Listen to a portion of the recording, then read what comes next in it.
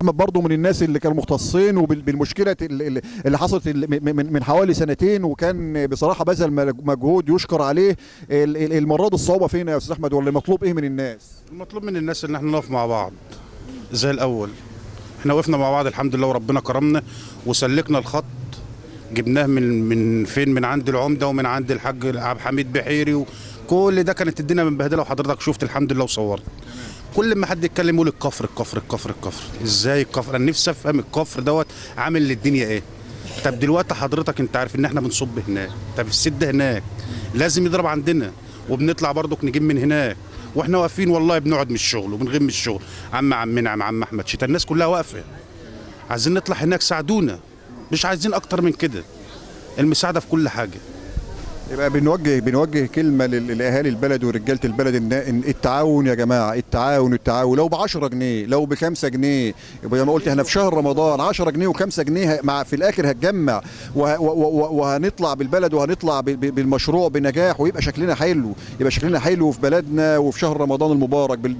بهذه المناسبه ان احنا في شهر رمضان ان شاء الله نتعاون مع بعضنا والمشكله دي تنتهي على خير، ويبقى شكل البلد حلو والشوارع كويسه والناس اللي متعطله مصالحها والناس المرضى والناس بتاع ان شاء الله باذن الله هيبتدوا. انا من المعلومات دلوقتي ان الجماعه هيبتدوا بكره ان شاء الله من الفجر، بكره من الفجر هيبتدوا ملسي من اول الحاج بيت الحاج عبد الحميد بحيري. يعني المشكله يا جماعه في الكفر دلوقتي، هيشتغلوا من الكفر على هيشتغلوا من عند الحاج عبد الحميد بحيري، لان الموضوع يعني الناس بتوع الكفر هيروحوا يشتغلوا عند عبد الحميد بحيري، هيتحملوا الخط ده. يعني هل عليها عشان انت المشكله مش قايمه عندك في البيت بتبعد عنها؟ لا ما تبعدش عنها، هتوصل ليك في يوم من الايام. فاحنا نتعاون ونتكاتف مع بعضنا عشان الموضوع يبقى في نجاح، ونبقى بلدنا شكلنا حلو في شهر رمضان المبارك. يعني ما يجيش ان ولد صغير يقع في الشارع يتعص هدومه في المجاري، ما يجيش ان راجل مسن ولا واحده مسنه نظره ضعيف ولا بتاع مش عارف يمشي في الشارع وممكن يقع في المجاري. لا الحاجه لا تليق بينا. يبقى ان شاء الله نتعاون مع بعضنا. يوم دفنة الحاج، يوم العزاء بتاع الحاج عبد الله يرحمه ويحسن اليه، انا كنت واقف والله في جنب كده وبستقبل الناس الغريبه، بقوا ماشيين يقولوا يعني هم مش عارفين يسلكوا ديت، ما فيش حد عارف يقف ايد واحده كده وتخلص. ان شاء الله من خلال اللقاء ده هنلاقي تعاون من الناس كعهدنا برجال التخماز وعهدنا بالناس المحترمين في خلال هذا الشهر الكريم. ان شاء الله هنلاقي تعاون من الناس وتعاون من الشباب والناس يقفوا. الكفر تحمل اكتر مما يطيق، اكتر مما يطيق يا جماعه، لان المشكله بتظهر عندهم الاول لكن مش هم السبب فيها. المشكله لان البلد كبيره، على ما الميه بتوصل في اخر مداها بتكون اثرت عندهم هم الاول. ما ممكن واحد يزرجن من الموضوع يا جماعه، يقول لك انا هقفل الغرفه ولا هقفل خط المجاري، يبقى هينوبك الضرر. يبقى مش عايزين نوصل للكلام ده. بمناسبه شهر رمضان الكريم ان شاء الله نتعاون ونتكاتف ونخرج بالموضوع على خير. وهيحضرنا باللقاء هو جاي شايفه الاستاذ ربيع بحيري اللي دايما تعبان في الموضوع ومكلفينه اكتر من طاقته. فيعني هناخد منه كلمه بسيطه كده. تعالى يا استاذ ربيع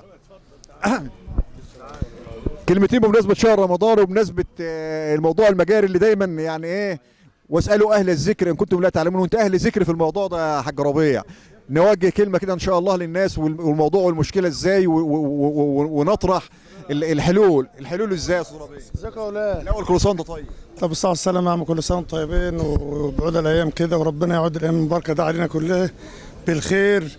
وبنقول بمناسبه شهر رمضان كل سنه واهل طوخ حبايبنا كلهم بخير يا رب، واللي ما طلعش عمره السنه دي يطلع السنه الجايه وربنا يصفي القلوب كده، ناس مع بعضها كده، واحنا في شهر كويس وشهر طاهر كفاره للذنوب ويتق من النار والشياطين بس احنا شايفين الوضع في البلد. انت الجمعه الجايه تطلع بدل الشيخ سماعين بقى المنبر. ما انا مجاوره بقى، انا لسه سايبه وجاي اهو والله. لسه سايبه. كنت تاني هو الحاج عزت النجار برضه كنا بنبحث امور، جاي لنا ان شاء الله حوالي 500 كرتونه 50 لكفاله اليتيم، وحوالي 400 وشويه لجنه الزكاه، دافعين فيهم حوالي الكرتونه مكلفه 150,000، يعني دافعين حوالي 70,000 جنيه فيهم، ودفعنا وجبنا الايصالات. وان شاء الله الحاج عزت والشيخ اشرف تجريده هيتوجهوا لمصر بكره. 70,000 ولا حوالي 70,000 جنيه. الكرتونه فيها ب 150 من نبض الحياه، فيها حاجات بيجيب 300 جنيه. يعني اذا في ناس اهل كده هوت، يعني بالمناسبه دي بندعو الناس من خلالك في شهر الخير، والناس اللي بتتبرع للجلابه والناس اللي بتتبرع للناس المحتاجين، برضه مشروع زي الصرف الصحي ده ما هو عايز تكاتف مننا، وعايز نعتبرها صدقه، نعتبرها ايه يعني، عايزين نتكلم بخصوص الموضوع ده. انا بتكلم من الواقع اللي انا فيه.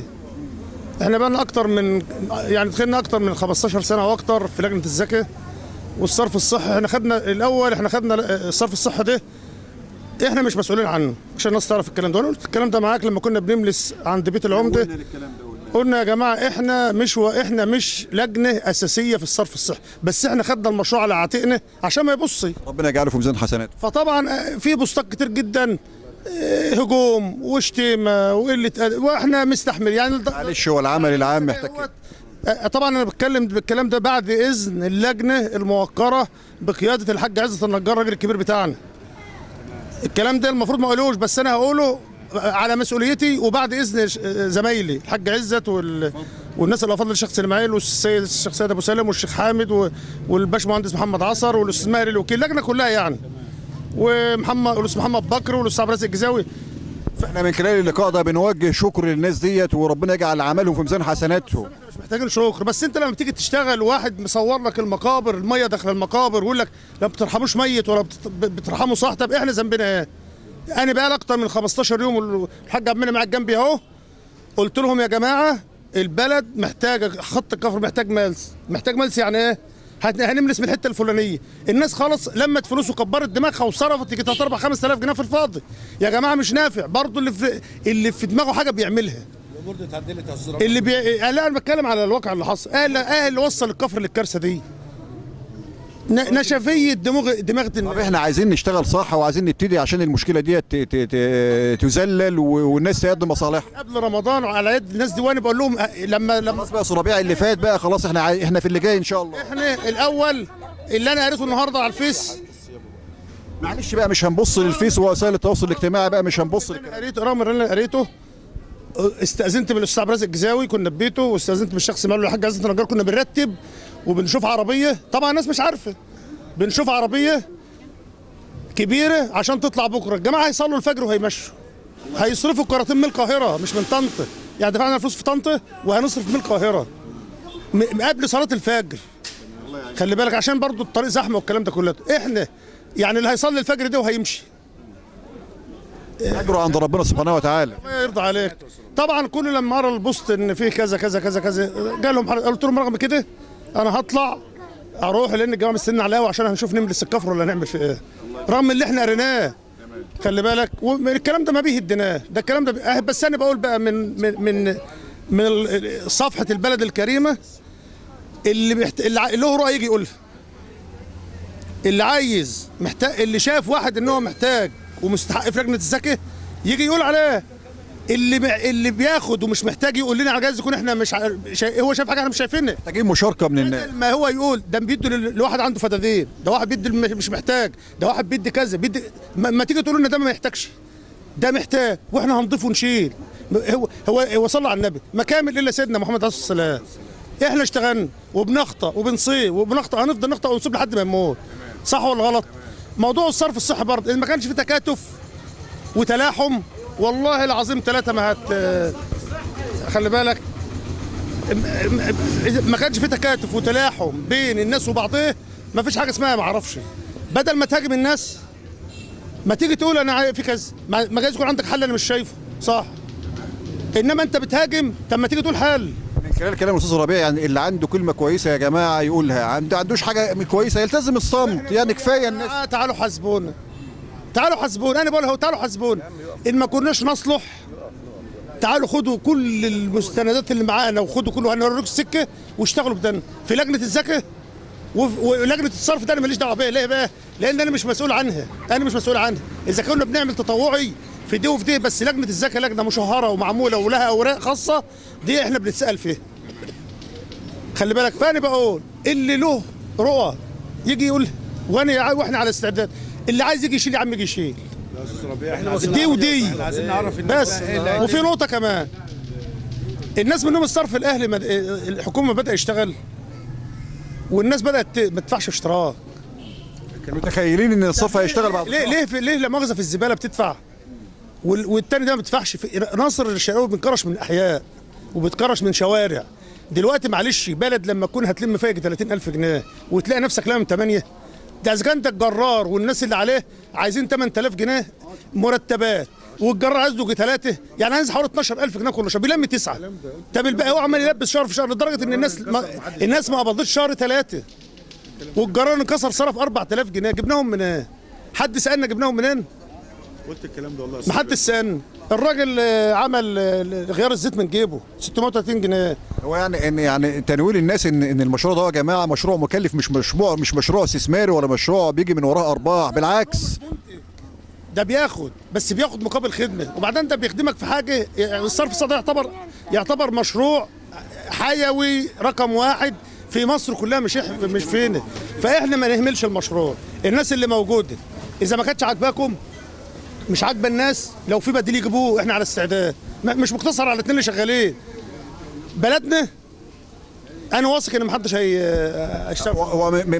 من خلال لقاءاتي معاك يا استاذ ربيع، ومن خلال يعني تواجدي في بعض المشاكل بتاع الصرف الصحي، لما بلاقي الناس اللي بتشرد عن موضوع، الناس القائمين عن موضوع الصرف الصحي ويبداوا يمشوا بدماغهم، بيشتغلوا غلط وبيصرفوا فلوس في الفاضي وما بتجيبش نتيجه. لما بنلجا الناس المختصين اللي هم اهل الذكر اللي زيكم، الموضوع بيجي في يوم او 2 او 3 او اسبوع بالكثير، والموضوع بينحل والمشكله بتذلل. احنا بنجيب الناس اللي هي بتعرف تشتغل. يعني ممكن الناس اللي تيجي دي تشتغل بدون ما يكون حد يقف معاها. وممكن مثلا اقول انت عليك هتعمل 300 متر، لا اقول له اعمل 500 متر وهيتقبل الكلام. وانا عارف هو يعمل 500 متر ازاي، مش هظلمه. بالنسبه يا استاذ ربيع، كنت نوهت قبل ما حضرتك تيجي ان لاهالي البلد الكرام ان المشروع الصرف الصحي الحكومي لما الكراكه تيجي تشتغل، ان الناس الساكنين في الشارع يقفوا مع الكراكه عشان الكراكه بتكسر ماسوره، بتردم غرفه. انت ايه رايك في الموضوع ده؟ ما هم يقفوا صحيح، بس المشكله في حاجه، المقاول مشتت الناس. يعني المقاول قلنا هيشتغل في حته، بدا يشتغل في 3 4 حتت. فلما بيحصل عطل او بيحصل كسر ماسوره، الناس اللي شغاله في مشروع الصرف اللي هم الجرار والناس اللي معاه مش ملحقين. يقول لك كسرت واحده في الاحمديه، واحده انكسرت في مش عند المعمل، واحده انكسرت في الانش، فهم مش ملحقين. دي حاجه. طب احنا من خلال ده يا استاذ ربيع هاخد من كلامك وهبني وجهه نظر من خلال كلام الاستاذ ربيع. يعني نقدر كده شباب البلد والناس المهتمين بالبلد نقدر نتجمع ونتقابل مع المقاول، بدل ما بيشغل 3 كراكات، واحده في الغرب وواحده على البحر وواحده في الكفر، نطلب منه ان هو يشتغل في مكان واحد. هو مش مقاول واحد، هو مش مقاول واحد، ومن ناحيه تانية هي عايزه ايه؟ ضمير. في الاول والاخر ضمير. ايه المشكله ان انت يعني برضه هاخد من كلامك، ايه المشكله ان الناس دي شغاله في الشارع بتاعك؟ ايه المشكله ما اقف معاهم لحد ما يطلعوا من الشارع بتاعك واجي اقول لهم حاسبك معايا فينا غرفه؟ هيسمعوا كلامك بس بادب واحترام، ما نتعداش عليهم بالقول لا باللفظ ولا لان ممكن واحد يشتمهم، واحد يقول لا ده عمل حكومه ومراجعه، ما حدش يقدر يغلط فيهم. ده يعمل مثلا شارع بيتفحت عندي مجاري وجيت قلت نهوت غرفه، ما الراجل هيفاديه. الخط في نص الشارع، بس شبر واحد بعيد هيسمع الكلام، بيستجيب. الرمل شويه هيحط رمل، خلي بالك. واسال اما يتقاعس عن سؤالي وكده، او في مهندس اقول له، ولما ما حدش يجي يشرف اقول له اشوف المهندس المسؤول فين واروح اقول له انت ما جيتش ليه. دي حقك، دي حقك. ومن الناحيه الثانيه الدوله بتصرف فلوس، الدولة مكلفة مليارات على المشروع ده، فاحنا المفروض نكون حريصين على المشروع ونبقى واقفين على راس المقاول. لو الناس اللي شغالين هيعملوا حاجة غلط هينكسفوا من الناس اللي واقفة. ديت الحكومة بتصرف مليارات على الصرف الصحي.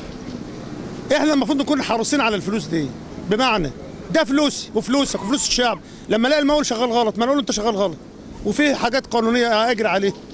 هم مش ده الدولة هتشجعنا على كده. ولما يكون مهندس متقاعس، طب ما انا اروح اشتكي في نقابه المهندسين واقول له انت متقاعس ليه؟ ما بتحطش رمل ليه تحت وفوق الماسوره؟ الماسوره دي انكسرت ما تغيرهاش ليه؟ كده مثلا. ما بتحطش اسمنت لان الغرف الجرار لما بيعدي على نهايه الغرفه من فوق بيكسرها، يبقى ما فيش اسمنت قليل نسبه الاسمنت. المهم احنا عايزين بدل الكلام الكتير، عايزين احنا شغالين الحمد لله في صمت. بنقول يا جماعه تعالوا واللي له رؤيه مظبوطه سواء في الصرف في لجنه الزكاه، اسم عايز يتشال، اسم عايز ينحط، احنا تحت امره، ويجي يحاسبنا يا عم. الله يكرمك. يجي يحاسبنا يقول انتوا بتطلعوا هنا ليه وهنا ليه، واحنا هنرد عليه. عمرنا ما هنكون ولا تزق مع حد. ليه بقى؟ لان معلش انت بتجيب زكاتك عندي بقت في رقبتي، لو ما وزعتهاش صح انت مش هتحاسبنا، ربنا اللي هيحاسبنا. بالنيابه عن اهالي تخمزد الكرام جميعا احنا بنوجه رساله شكر وعرفان وتقدير للجنه الزكاه ولجنه كفاله اليتيم وكل الناس القائمين بالعمل العام. جعلوا الله في ميزان حسناتهم. الناس دي بتبذل مجهود يا جماعه، مجهود جبار دون مقابل، اللي بالعكس ده بيصرفوا من جيوبهم. فاحنا من خلال هذا اللقاء بنوجه لهم خالص التحيه وخالص الشكر وخالص العرفان، وربنا يجعله في ميزان حسناتهم.